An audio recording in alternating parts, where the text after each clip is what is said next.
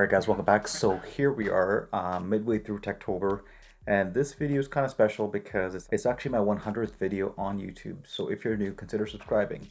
So we're midway through Techtober, and I'm going to share with you my experience for having the iPhone 11 Pro after 1 week. The first thing is the display. So it took me some time to get used to the display because I actually came from the OnePlus 7 Pro, which actually had the full screen, not like the notch on the iPhone 11 Pro Max. But after a couple of days, I did get used to it, and the display is absolutely amazing, and it's really crisp and bright, just like the Samsung S10 Plus. So it gets really bright in outdoor conditions when the sun is out. So definitely a huge plus on that one. And next thing is going to be the battery found on the iPhone 11 Pro Max. I was actually really shocked with how great the battery life is on the iPhone 11 Pro Max. On an average charge of 100%, so going from 0 to 100 and then going back from 100 to 0, I was getting between 9 to 12 hours of screen on time, which is actually quite insane for any cell phone today, especially with a cell phone with high-end specs that's able to deliver a lot of things. So with the iPhone 11 Pro Max, like I mentioned earlier, I was getting 9 to 12 hours of screen on time, doing regular things like, checking my social media, connecting with people on, Instagram, replying to comments on YouTube, as well as playing some games and doing some emailing back and forth, as well as running like applications like Waze or Google Maps. And even after that, I was still getting 9 to 12 hours of screen on time. Now, I don't recommend that you go from 100 to 0 on a regular basis with any device, not just an iPhone. What I would recommend is that you go from 20 to 80% charging. What I noticed was my battery went down from 9 to 12 hours to 6 to 8 hours. And another interesting thing that I found was instead of using the dark mode when I used the normal original iPhone screen mode, which was like the white background and stuff, my battery dropped to 7 to 9 hours for 100% charge. That's something that I found quite interesting when comparing the two options, and it has to do with the display option, which is the OLED screen. The next thing with the battery is the new charger that's coming out of the iPhone 11 Pro box. It's an 18-watt fast charger, and I can't praise this enough for Apple to finally include this in the box, because charging the iPhone 11 Pro Max has actually been quite a breeze, and I actually haven't been using a wireless charger as much, because with 30 to 40 minutes of charging in the morning or whenever I have to charge my phone, it actually gets me through the entire day.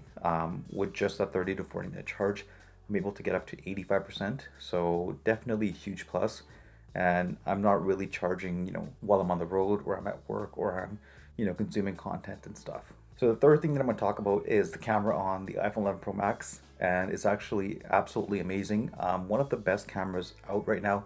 I can't wait to test out the Pixel 4 camera. I'm really excited about that one. And if you haven't done so already, make sure you subscribe so you don't miss out the videos on that.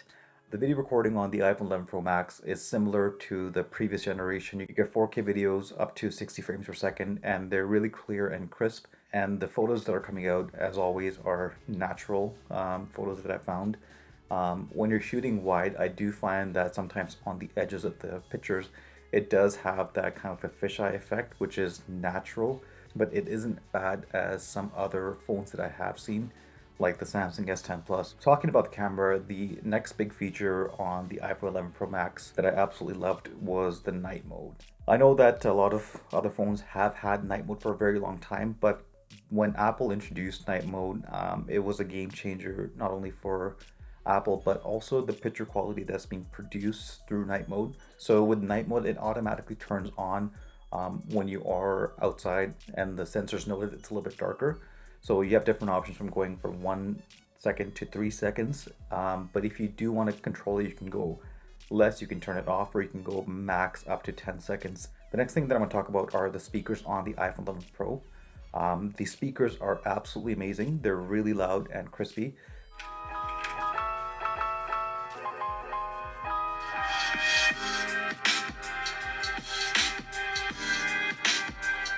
They're not as loud as the S10 speakers. I haven't noticed any phone out right now that has speakers as loud as the S10 Plus. And the next thing is the Face ID.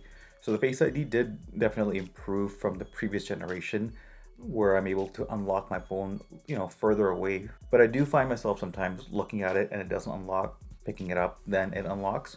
there are some angles where the Face ID doesn't work properly, which is nothing to do with the hardware of the Face ID, but rather than the software. And I'm pretty sure that, as updates come along, it will improve. And which kind of leads me to the last portion of this video, which is iOS 13.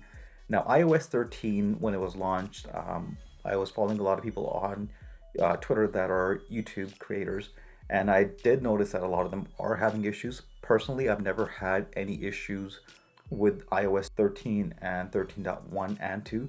The only issue that I have run into was a Wi-Fi issue where my iPhone would connect to my local Wi-Fi and turn off, on and off, on and off for about 5 to 10 minutes, and then it would just completely shut it off, and then it would go back on and connect. Not sure if that was a hardware issue or a software issue. I have made an appointment with the Apple Store regarding this issue, and they're going to further investigate. So I am still working on the review for the iPhone 11 Pro Max, and it's going to be coming out to you guys very soon. If you haven't done so, make sure you subscribe. It really helps the channel out, and leave a like down below. And let me know in the comment section what your thoughts are about the iPhone 11 Pro. Are you still interested in the phone, or are you going to be waiting for the 2020 iPhone? As always, thank you for watching. I really appreciate it, and thank you for subscribing.